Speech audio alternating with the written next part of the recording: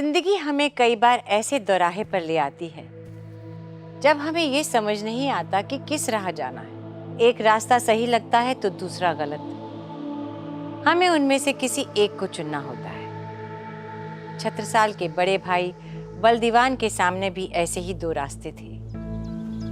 एक तरफ उन्हें अपनी जागीर की प्रजा का ख्याल था तो दूसरी ओर अपने छोटे भाई की फिक्र।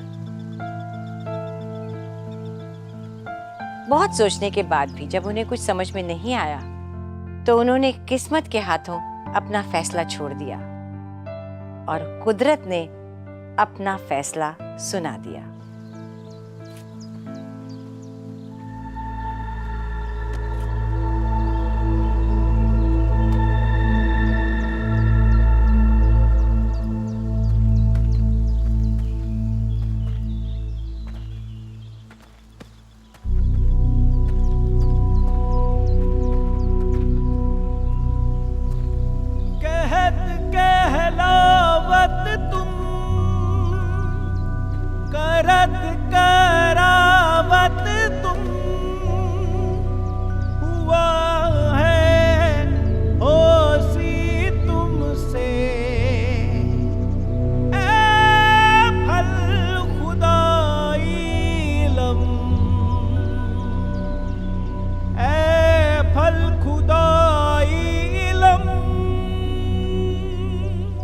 कहा करूं किन सो कहूं न जगह कित जाऊं। एता भी तुम दृढ़ कर दिया तुम बिना न कित ठाऊं।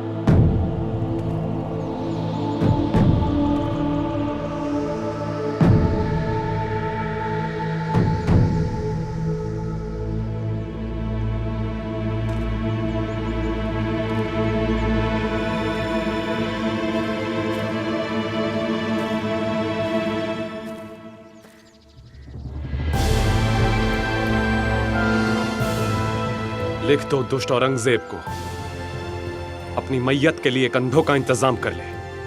और जिन राजाओं ने तुम्हें धिक्कारा था जाकर कह दो उन्हें कि जिस तरह महाभारत में अर्जुन के साथ भीम खड़ा था आज उसी तरह तुम्हारे साथ भी तुम्हारा भाई खड़ा है।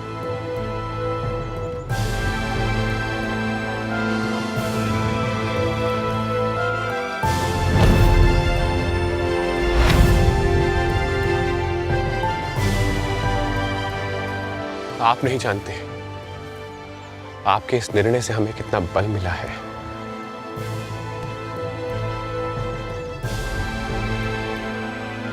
और ये सब इस अलौकिक सिक्के को प्रदान करने वाले दिव्य स्वरूप का चमत्कार है। निश्चय इसके पीछे परमात्मा की कोई बड़ी शुभ इच्छा है भैया जी।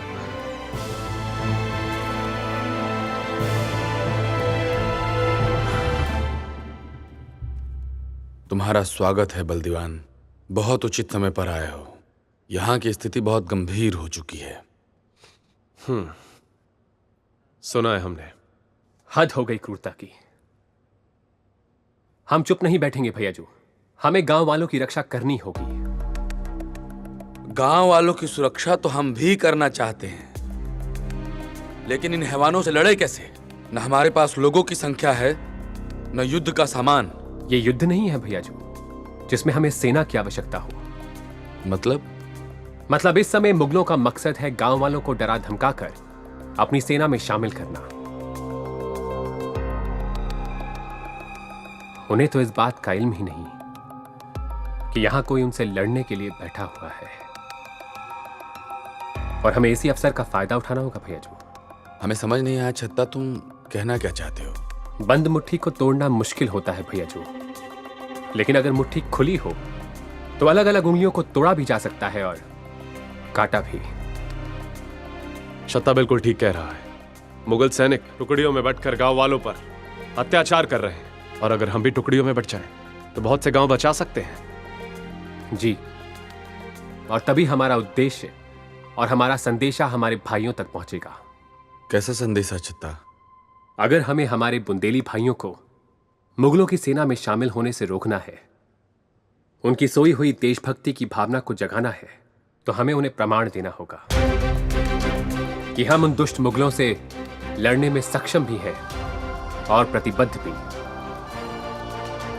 हमें उन्हें एक करना होगा, क्योंकि यही एकता आगे जाके हमारी सबसे बड़ी ताकत बनेगी।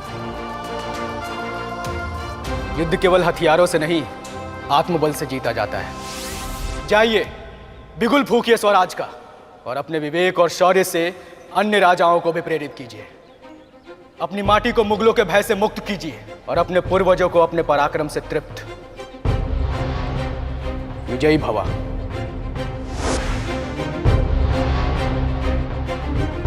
दौलत नहीं तो क्या, हथियार नहीं तो क्या,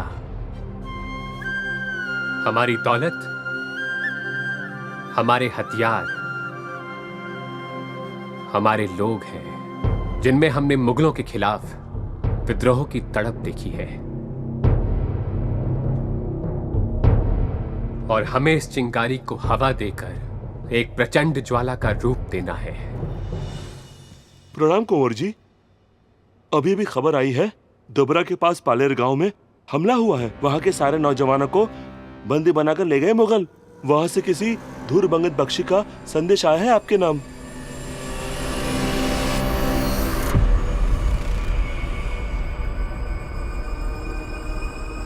धुरमंगत बख्शी?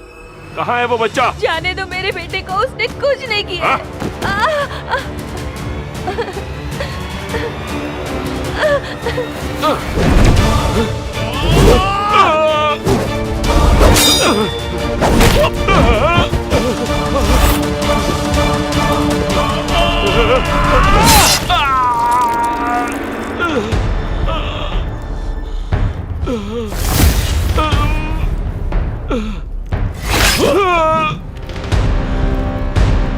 मेरे बेटे की जान बचाने वाले वीर कौन है आप? मैं पलेरा का जागीरदार धुरमंगत बख्शी। अब चिंता मत कीजिए माँ जी, मेरे रहते मेरे इलाके में कोई भी मुगल अत्याचार नहीं कर सकता। अगर वो एक मारेंगे तो हम उनके चार को मारेंगे। बलदीवान के साथ में आ जाने से छत्रसाल और अंगद राय का हौसला बढ़ गया था। उनका आत्मविश्वास अब हिलोरे ले रहा था। बुंदेलखंड के कई छोटे बड़े जागीरदारों और राजाओं को अब छत्रसाल के बढ़ते कदमों की आहट सुनाई देने लगी थी। ऐसे ही पलेरा नाम की एक छोटी सी जागीर के जागीरदार धुरमंगद ने छत्रसाल पर विश्वास दिखाते हुए मुगलों से लड़ने के लिए उनसे मदद की मांग की। छत्रसाल ने इस मांग को स्वीकार कर लिया और बलदीवान और महाबली को उसकी मदद के लिए पलेरा जाने के लिए कहा। लेकिन छत्रसाल को कहाँ पता था कि उनका ये फैसला उनके लिए कैसी मुसीबत लाने वाला है।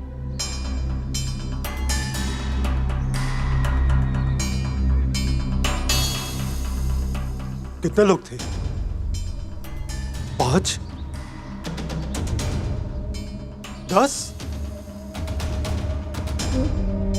या फिर 20? हाँ? और तुम हमारी पूरी हथियार बंद टुकड़ी लेकर गए थे, हमारा झंडा लहराते हुए, और ये मनहूस सी सूरतें लेकर खाली हाथ लौटा है। लानत है!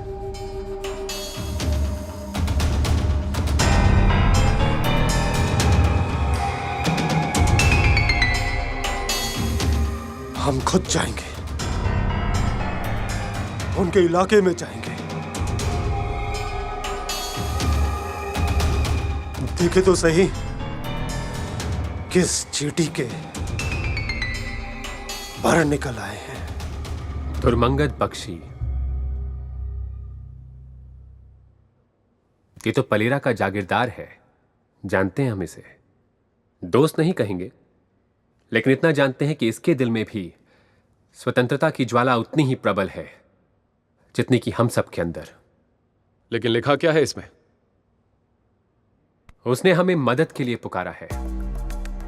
उसे अंदेशा है कि जल्द ही मुगल उसके इलाके में हमला करने वाले हैं। पर हमारे कुछ लोग तो पहले से ही टुकड़ियों में अलग अलग गांव के लिए रवाना हो चुके हैं। हम भेजेंगे किसे?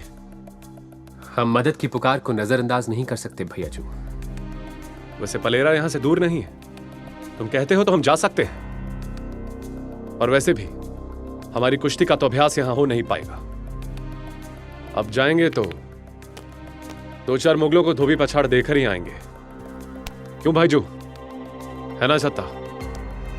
ठीक है, तो आज ही आप और महाबली कक्काजू पलेरा के लिए निकल जाइए। हम भी और लोगों को जुटाकर वहां पहुंचते हैं। पर क्या इतनी जल्दी लोग हमसे जुड़ने के लिए तैयार हो जाएंगे? तैयार तो करना पड़ेगा भैयाजू, जितने लोग होंगे उतना अच्छा। फिलहाल जहां तक नजर जाती है वहां तक चलते हैं। वहां पहुंचकर आगे का रास्ता भी जरूर दिख जाएगा। कुमार छत्रसाल को संदेशा तो भिजवा दिया है। आशा है कि वो हमें निराश नहीं करेंगे, लेकिन उनके सहारे आश्रित होकर हम हाथ पे हाथ धरे नहीं बैठ सकते हैं। या तो हम उन मुगलों को मार भगाएंगे या वीर शहीदों में गिने जाएंगे। क्यों साथियों? हमारा अस्तित्व हमारी मातृभूमि के कारण है, और अगर हमारा जीवन हमारी मातृभूमि के काम ना आ पाए तो हमारा जीवन व्यर्थ है। बुंदेलखंड के युवाओं, उठो, जागो और सुनो कि यह धरती तुमसे क्या कह रही है। उठाओ अपने हथियार और कह दो मुगलों से कि अब उनकी दास्तां हमें स्वीकार्य नहीं, कि अब ईंट का जवाब हम पत्थर से देंगे और लहू का जवाब लहू से। हम एकजुट होंगे। हमारी सेना के सभी सैनिक जुझारू सैनिक बनेंगे और अपनी मातृभूमि को आजाद कराएंगे। हर घर से एक बेटा मांगा है उन्होंने, और किसी एक की कुर्बानी से बाकी के परिवार तो सुख शांति से जी सकेंगे ना बेटा। तुम्हारा जोश अपनी जगह ठीक है, पर सच्चाई यह है कि हम सब मिलकर भी उन मुगलों का कुछ नहीं बिगाड़ सकते। आज एक बेटा मांगा है, कल घर मांगेंगे, फिर जमीन, और मांगेंगे नहीं, छीन लेंगे। तब क्या करेंगे आप? किससे मांगेंगे रहम की भीख? क्या ये जिंदगी चाहिए आपको अपने और अपने बच्चों के लिए? जिसमें पहले से ही हार तय हो, ऐसी लड़ाई लड़ना मूर्खता है। हम किसान हैं, हल चलाते हैं, और ये हल चलाने वाले हाथ तलवार कैसे उठा सकते हैं? जब हल चलाने के लिए जमीन ही नहीं रहेगी तो क्या करोगे मित्र?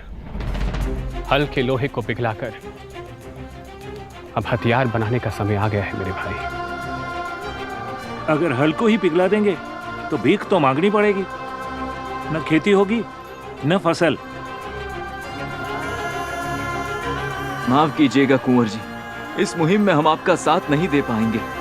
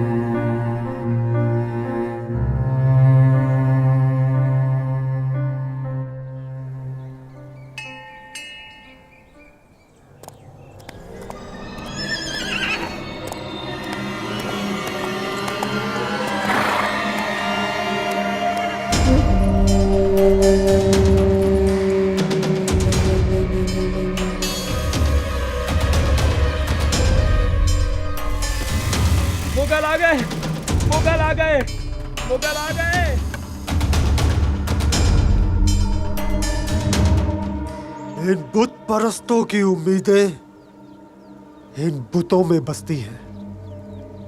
तोड़ दो इन बुतों को और उनकी उम्मीदों को भी। रुक जाओ।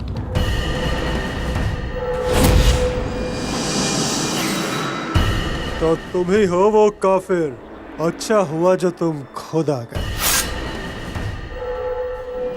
हमारी तलवार को तुम्हारी ही गर्दन की तलाश थी। तलवार चलाना भी जानते हो या सिर्फ जुबान ही चलती है? रुक जाओ। इस काफिर के लिए तो हम अकेले ही काफी हैं।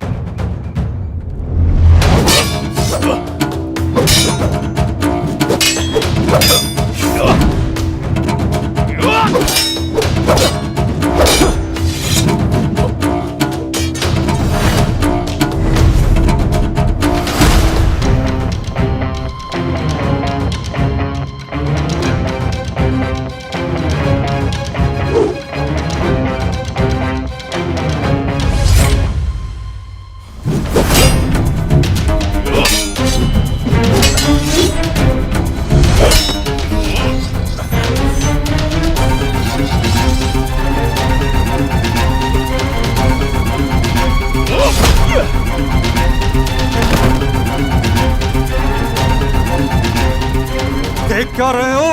मारो उसे।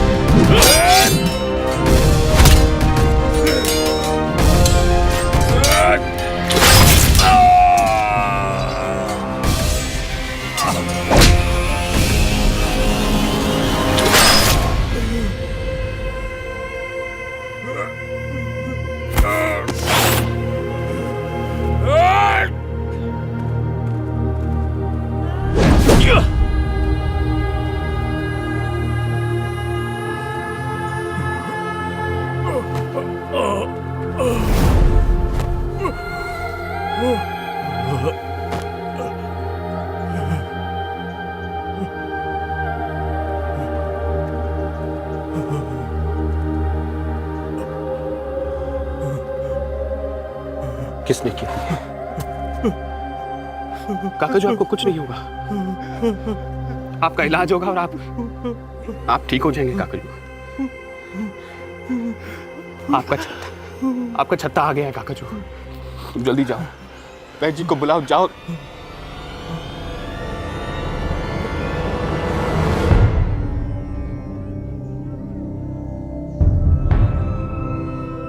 काकाजू, काकाजू, काकाजू।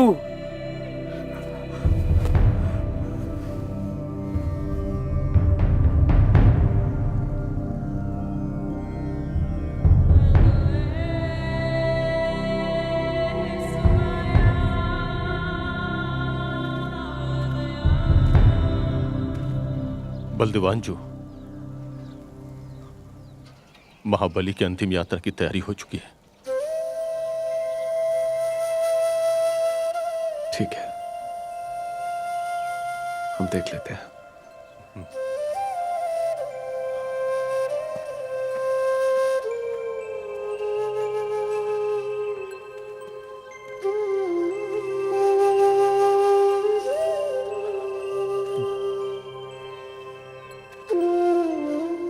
क्षमा करे कुंवर, हमारी वजह से ही महाबली।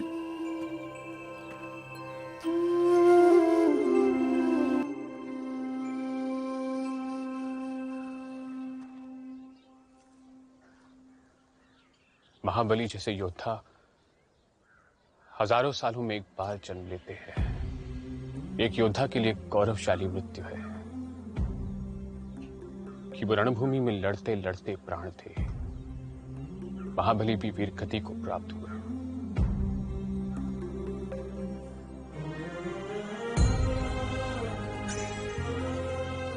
हमारे पिता के बाद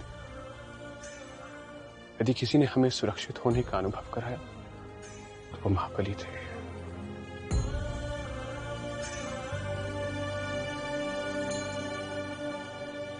सदियों के बाद बुंदेली इतिहास में जहां कहीं भी हमारा जिक्र होगा वहां महाबली के नाम का सम्मान सहित जिक्र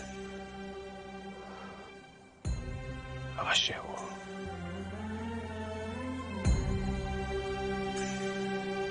छत्रसाल महाबली करियो सबकी भली भली। छत्रसाल महाबली करियो सबकी भली भली। छत्रसाल महाबली करियो सबकी भली भली।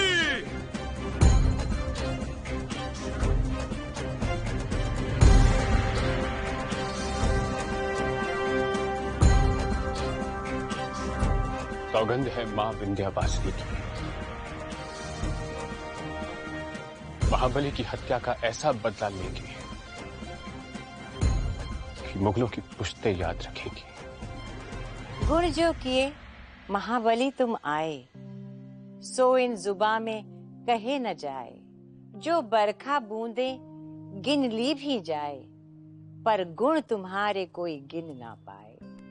महाबली नाम के जिस वट वृक्ष के नीचे छत्रसाल ने अपना लड़कपन और जवानी बिताई थी वो आज धराशायी हो चुका था। छत्रसाल की हालत तो ऐसी थी मानो काटो तो खून नहीं। उन्हें समझ नहीं आ रहा था कि क्यों परमात्मा एक एक करके उनके सारे अपनों को उनसे दूर करते जा रहे हैं। ऊपर वाला अभी और कितने लखते जिगर उनसे छीनेगा। जिसके कंधों पर चढ़कर उन्होंने युद्ध कला के नए नए प्रयोग सीखे, उन्हीं के पार्थिव शरीर को आज छत्रसाल कंधा दे रहे थे। जिस छाती ने ताउम्र छत्रसाल को अपनी निगहबानी में रखा, उसी महाबली की मृत काया को आज उन्हें अपने ही हाथों से आग के हवाले करना पड़ा। छत्रसाल बुरी तरह टूट चुके थे। नया नया बनता हौसला फिर से डगमगाने लगा था। लेकिन ऐसे बनते बिगड़ते कठिन समय के बीच धुरमंगद ने अपने आप को छत्रसाल और बुंदेलखंड की सेवा में समर्पित कर दिया और ये वचन भी दिया कि वो जीवन की अंतिम श्वास तक उनका साथ नहीं छोड़ेगा। बहुत दिनों के बाद एक सच्चे बुंदेला वीर से साक्षात्कार हुआ है हमारा। आपसे मिलकर बहुत सुखद लगा। ये हमारे लिए भी गर्व की बात है कुंवर। आपके वीरता की कहानियां ही हमारी प्रेरणा स्रोत रहे। एक आप हैं जो अपनी धरती की मर्यादा की सुरक्षा में समर्पित हैं, और वहीं दूसरी तरफ हमारे ही देश के कुछ मौका परस्त राजा जो औरंगजेब के साथ मिलकर दक्खन पर चढ़ाई करने की तैयारी कर रहे हैं। इसकी बात कर रहे हो छत्ता? राजा सुजन सिंह की। घृणा आती है हमें सोचकर कि हमारी धरती की मिट्टी ने ऐसे गद्दारों को भी पैदा किया है। गुलामी करना तो जैसे इनकी आदत हो गई है। हम गैरों को क्या दोष दें जब अपने ही दुश्मन बने बैठे हैं। छत्ता, अब हमसे और सब्र नहीं हो रहा। इससे पहले कि ये फिदाई खान यहां से भाग निकले, हम इस पर हमला कर देते हैं। आप बिल्कुल सही कह रहे हैं दाऊजो। वो दुष्ट अभी धूम घाट के पास डेरा जमाए हुए है। हालांकि उसकी सेना सतर्क होगी, किंतु अगर आप साथ दें तो हम अकस्मात उसके ऊपर हमला करके उसे मौत के घाट उतार सकते हैं।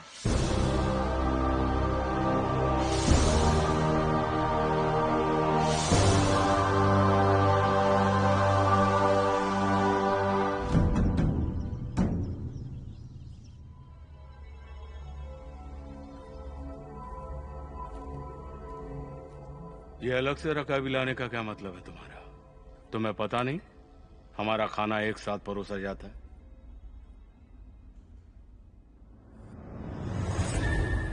ऐसा क्या बनाया खान साहब ने?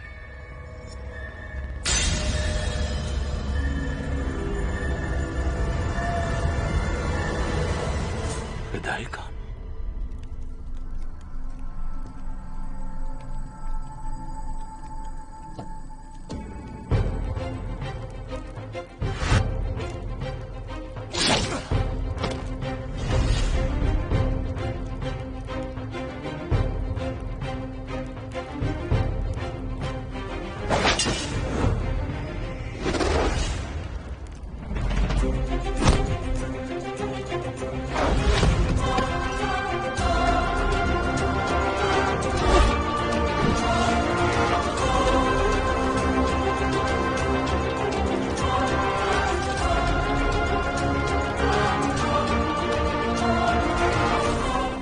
शोर कैसा? बहुत जल्दी में हो फिदाई खान।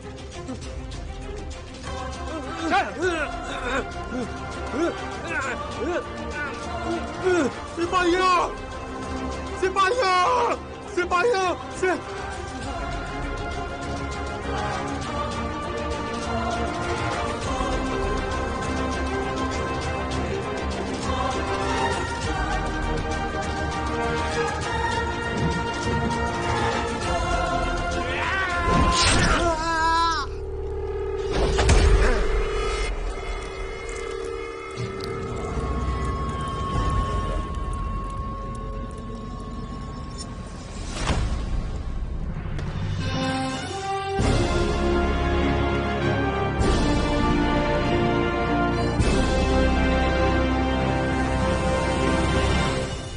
जो पैगाम हम बहादुर खान का सर काट कर भेजना चाह रहे थे, वो अब फिदाई खान के सर के साथ भेजेंगे।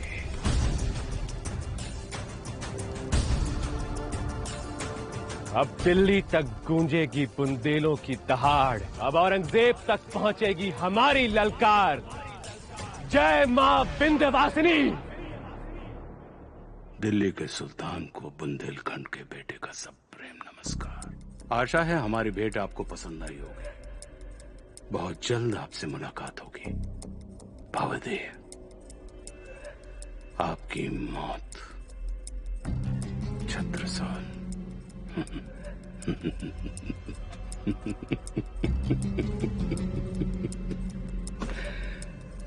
हमारी मौत, हाँ, छत्रसाल। ये नाम हमने कहीं सुना है। कहाँ सुना ये नाम? हुजूर, ये शायद उस चंपत राय का बेटा है। चंपत राय?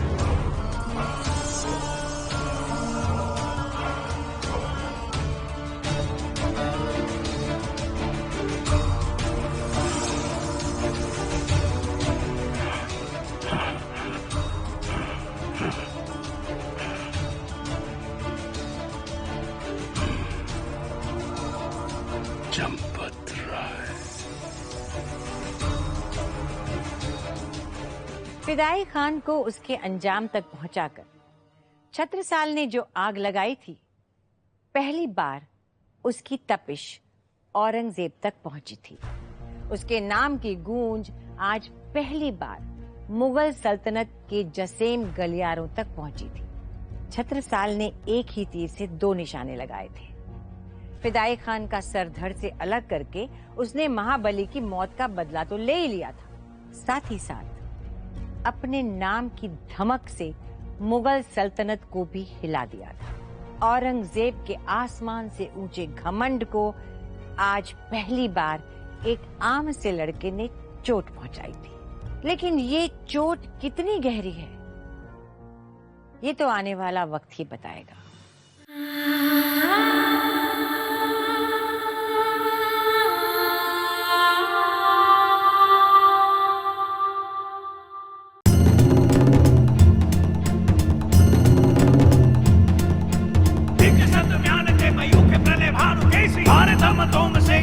के जाल को नागती लपटी कंठ बैरन के नागिन सिरुद्र ही रिझावे दैन मुंडन की माल को और छिति पाल छत्रसाल महाबाहुबली